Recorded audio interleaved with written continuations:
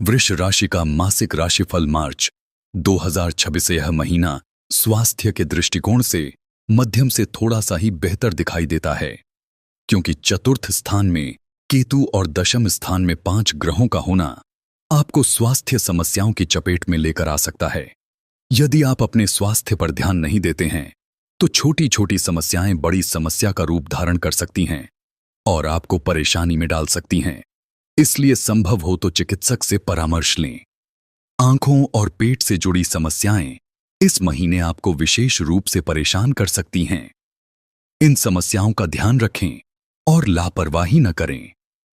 महीने के उत्तरार्ध में अपेक्षाकृत समस्याएं कम होंगी और आपकी स्वास्थ्य समस्याओं में कमी आएगी। पुरानी बीमारियों से भी फिलहाल राहत न मिल पाने के संकेत हैं, लेकिन अपना ध्यान रखें और स्वास्थ्य को तरजीह जरूर दें। करियर के दृष्टिकोण से यह महीना मध्यम रूप से फलदायक रहने की संभावना है। महीने की शुरुआत में सूर्य, मंगल, बुध, शुक्र और राहु आपके दशम स्थान में विराजमान रहेंगे। उसके बाद छठे भाव के स्वामी शुक्र, जो आपके दशम भाव में बैठे हैं, 2 तारीख से आपके एकादश भाव में शनि से युति करेंगे। वहीं दूसरे भाव में बैठे बृहस्पति वक्री अवस्था में आपके दशम भाव को देखेंगे और 11 तारीख से मार्गी होकर भी दशम भाव को देखेंगे, जिससे कार्यक्षेत्र में अच्छी सफलता देखने को मिलेगी। लेकिन आपके ऊपर काम का बहुत दबाव रहेगा। एक से ज्यादा काम आपको एक समय में करने होंगे, जिससे आपको कई बार परेशानी का सामना करना पड़ सकता है। लेकिन आपको हिम्मत नहीं हारनी है और लगातार मेहनत करते रहना है। 26 तारीख से शुक्र आपके द्वादश भाव में चले जाएंगे, जिससे नौकरी के सिलसिले में विदेश यात्रा और दूसरे राज्यों की यात्रा करने का मौका मिल सकता है। व्यापार करने वाले जातकों की बात करें तो नई सफलता के लिए प्रयास करने के संदर्भ में यह महीना अनुकूल रहेगा। सप्तम भाव के स्वामी मंगल महाराज महीने की शुरुआत में आपके दशम भाव में सूर्य, बुध, शुक्र और राहु के साथ विराजमान होंगे और उन पर बृहस्पति की दृष्टि भी होगी।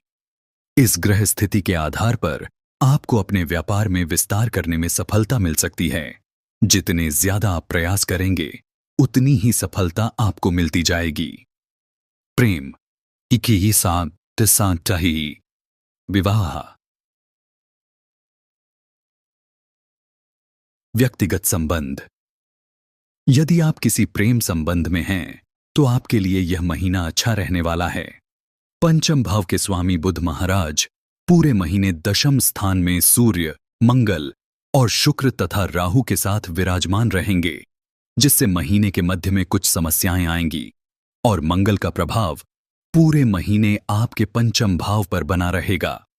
लेकिन 2 तारीख से शुक्र एकादश भाव में चले जाएंगे, जो पहले से ही एकादश भाव में बैठे शनि के साथ युति करेंगे और इन दोनों का सम्मिलित प्रभाव आपके पंचम भाव पर पड़ेगा, जो कि अजशयदा है। आपके रिश्ते को मजबूत बनाएगा। आपसी सामंजस्य मजबूत होगा। एक दूसरे पर भरोसा बढ़ेगा। प्रेम और रूमानियत से भरे पल का आनंद लेने का मौका मिलेगा। एक दूसरे के साथ लंबी यात्राओं पर जाएंगे और अपने प्यार को मजबूत होता हुआ देखेंगे। सूर्य के 15 तारीख को इस युति में शामिल हो जाने से थोड़ी सी समस्याएं बढ़ेंगी और आपसी कलह क्लेश बढ़ सकता है। लेकिन यदि आप अपने प्रियतम की फिक्र करते हैं तो इस समस्या से खुद को बाहर निकाल पाएंगे। विवाहित जातकों के लिए यह महीना ठीक ठाक रहेगा। आपके जीवन साथी का कामकाजी होना आपके लिए और ज्यादा बेहतर हो सकता है। आप दोनों के बीच की दूरियां कम होंगी और आपस में प्रेम बढ़ेगा, जिससे रिश्ता प्रगाढ़ होगा।